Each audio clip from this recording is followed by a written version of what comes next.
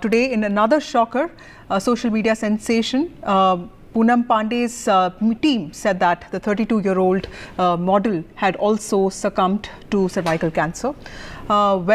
This is also an opportunity to understand what cervical cancer does to you. But how prevalent is this form of cancer? What the numbers say is around 75,000 women in India die each year of cervical cancer. But how important is it to have an extensive HPV vaccination campaign targeting girls in the 9 to 14 age group? And why is this age group so important? What happens to older women? How important is it for them to get a pap smear test? How can one prevent this form of cancer?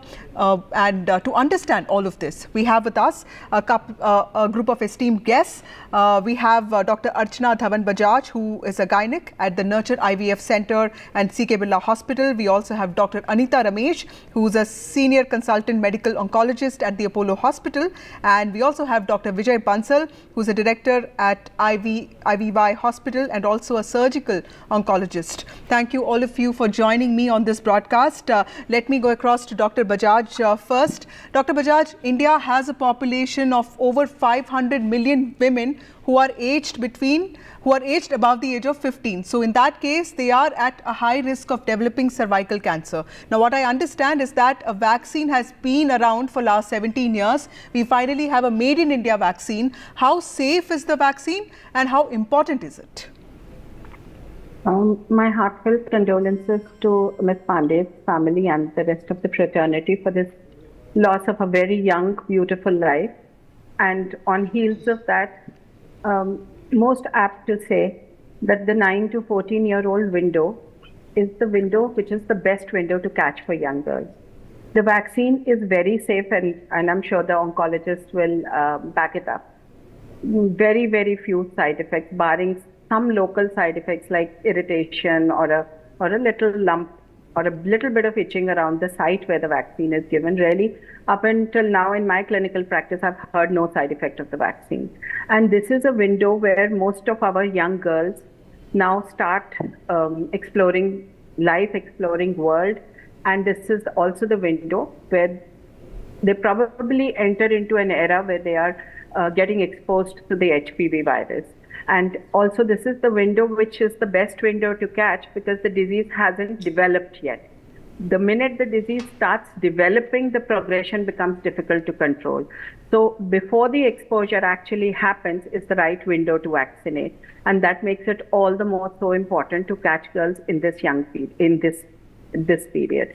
Also just something that I would want to add totally off the vaccine and the cervical cancer tangent, that this is also now an opportunity for young girls to interact with a healthcare provider and to discuss sexual health, to discuss menstrual health, because as we are moving into an era of sexual liberation, we also have to understand that our girls' sexual health is very important, and that is something we cannot brush under the carpet.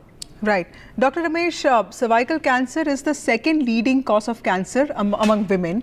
But incidentally, both breast cancer and cervical cancer are seen as diseases that can be prevented. In that context, tell us, what are the risk factors? What are the factors that seem to cause this form of cancer? And also, how can we prevent this? Vaccine is, of course, one thing. But what are the other ways of staying protected from cervical cancer? Yes, thank you. Just as a coincidence, one incident and one prevention, both came together almost at the same day. Now, quickly coming to, yes, cervical cancer was the commonest cancer in India if you take 2 years back. The thing has changed. Now cervical cancer, second commonest cancer, because India has done well, we are aware, and yes, it picked up early, patients got treated and survival was good. Now, what are the risk factors? Yes, multiple sexual partners. Yes. Then unprotected sex. Sexual contact exposing you to multiple infections, sexually transmitted diseases, out of which one of them is human papilloma virus, the other is HIV, and the other sexual diseases. Next, point number 4 is that multiple childbirth. Remember, our elder generation, our grandmothers and all had many children, childbirth, 8 children, 9 children. So multiple vaginal deliveries causes trauma.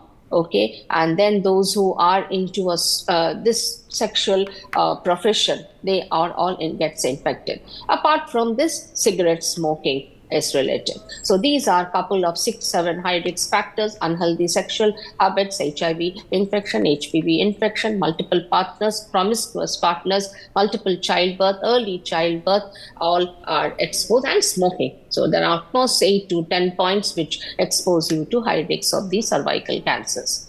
Right. Now, coming to prevention, there is a national program of ICMR which tells you to do pap smear, which starts as early as the age of 25.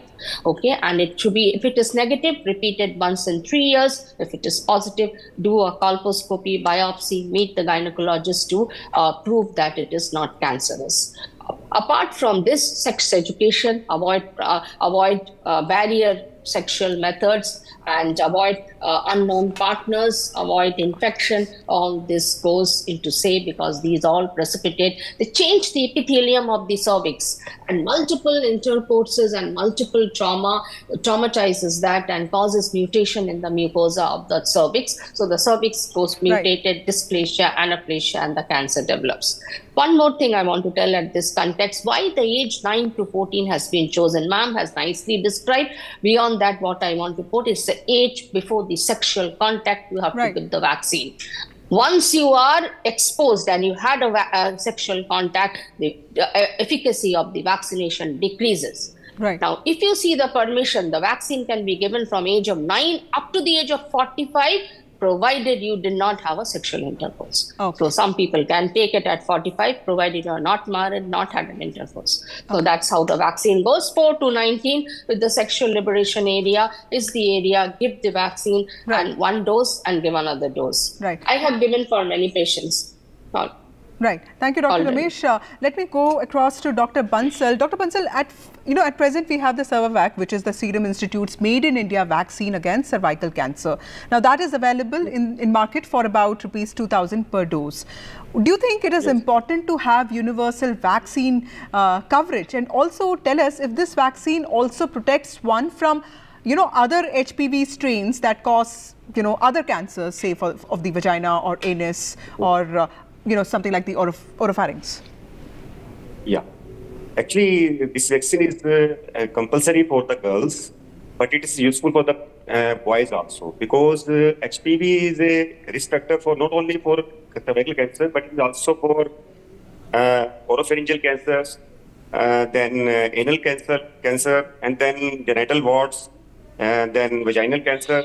So these are few other diseases which are caused by HPV virus. So nowadays we are not having only this 4-valent vaccine, we are also having 9-valent vaccine also available, right. which is covering other strains of HPV also. So these strains are also a risk factor for other cancer, also for the oral cancer, you can say oropharyngeal cancer and anal cancer. So these cancers are also important for boys also. So it is mandatory, or I will say it's necessary for the girls. Right. But also important, it's also a risk factor for the penile cancer also in the boys. Right, Dr. Bajaj, let me ask you this. So what happens to older women? And also tell us the importance of a pap smear test and how important it is for women above the age of 15 to have regular pap smear tests. As Dr. Anita said, pap smear can start as early as 25, and this is perhaps one of the easiest to do tests and rather easy to interpret tests. Cost implications also remain by far not too many. So just screening the cervical secretions for any abnormal cell type puts aside women who are at higher risk of conversion to cancer, or who are at higher risk of getting a likelihood something say in between a normal screen and going on to form a cancer. So really this is one of the very, very few cancers which are completely preventable if screening is adequate. So if a pap smear is done well in time, and you do pick up people who are at higher risk of having an abnormal cell type, or having a carcinoma in situ, or having a CIN or a progression, then you're obviously putting aside people who can have like a loop excision and that the damaged tissue kind of done away. And right. also you're picking up people with early changes of cancer who can eventually be treated. Now, cervical cancer is one of the few cancers, if picked up well in time, can eventually, and I'm sure my oncologist friends will agree with this, can sometimes result in complete cure with no long-term sequelae. Right. Thank you, Dr. Bajaj. So, thank you, Dr. Ramesh, and thank you, Dr. Bansal, for joining us on this broadcast on preventive healthcare, even as the government gets ready to promote and ramping up preventing vaccine campaign against cervical cancer.